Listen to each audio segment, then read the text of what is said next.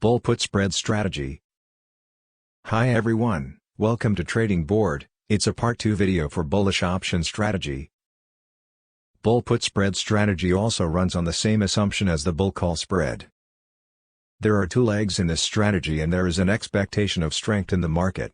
Unlike the bull call strategy, in the bull put strategy, we have 2 legs of put options positions running simultaneously. Now, you must be wondering as to does one expresses a bullish view using the put option. The logic here is to pocket the premium by writing 1 in the money put options and buy 1 out of money option.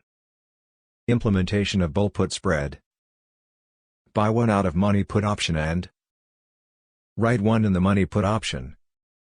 When you do this, ensure all strikes belong to the same underlying, belong to the same expiry series. Each leg involves the same number of options.